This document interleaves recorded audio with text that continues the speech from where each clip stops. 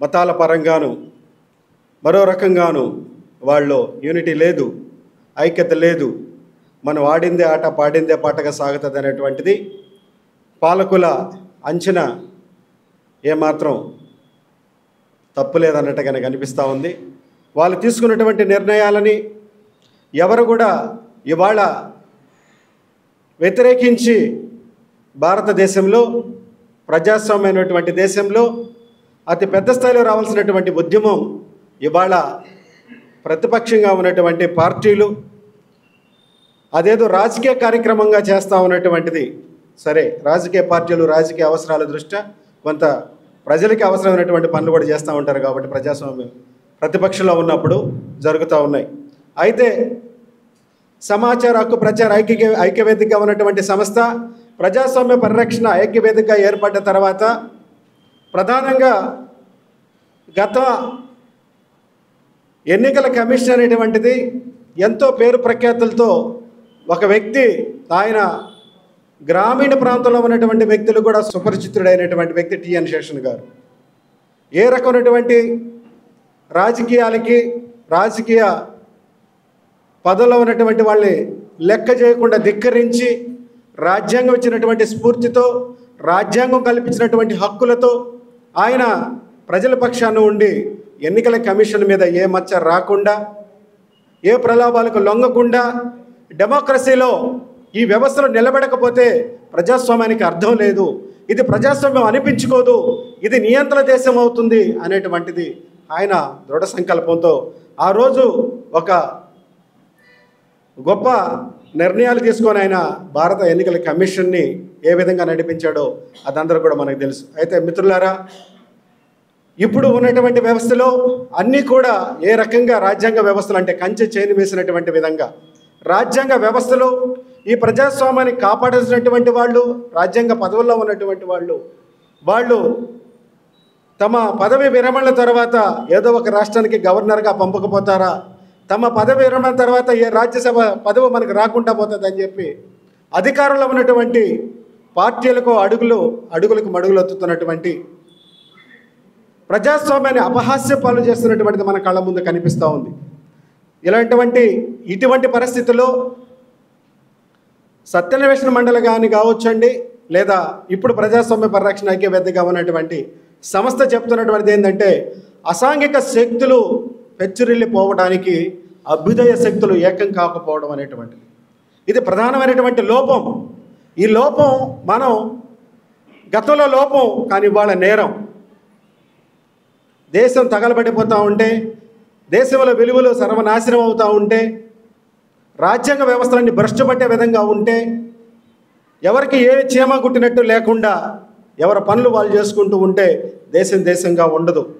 దేశం నియంత్రణ చేతుల్లోకి వెళ్తుంది, దేశం మతాన్మాదుల చేతుల్లోకి వెళ్తుంది. కాబట్టి సాటి పౌరుడిగా మనం స్పందించాలి, మాట్లాడాలి, ప్రజలు సమీకరించాలి.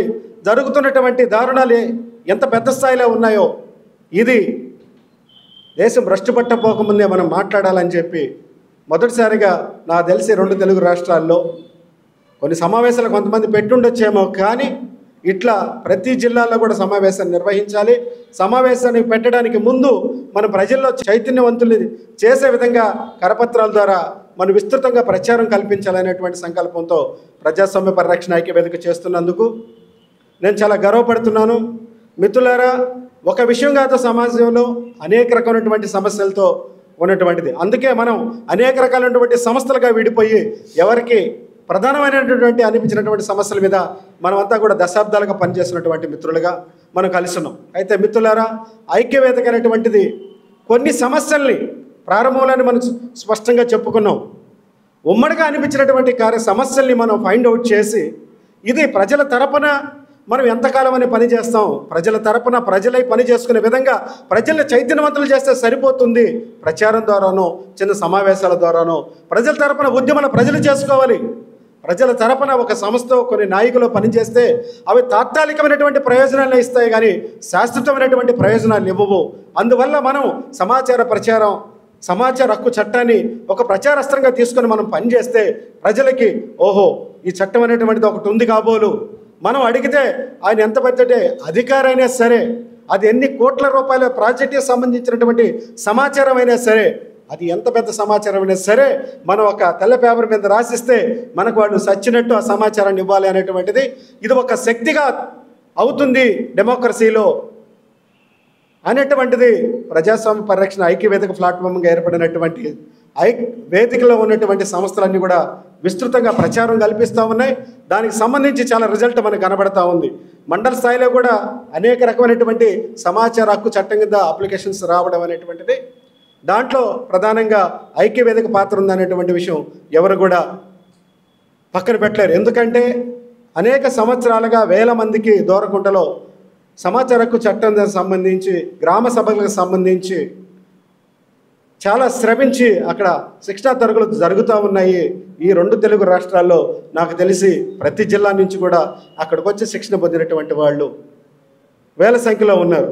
మిత్రులారా, ఇవాళ ప్రధాన వక్తగా ఉన్నటువంటి బ్రహ్మారెడ్డి గారు ఈ బాధ్యతను భుజానేసుకొని దీని మీద మనం ప్రజల్ని చైతన్యవంతులు చేయాలనేటువంటి విషయం మీద మాట్లాడుతూ ఉన్నారు.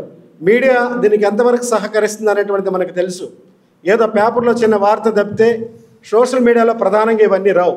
ఇవాళ నెగిటివ్ వార్తలకే మనమంతా కూడా డిజిటల్ మీడియా కావచ్చు, సోషల్ మీడియా కావచ్చు, నెగిటివ్ వార్తలే ప్రధానమైనటువంటి వార్తలుగా ఉన్నాయి.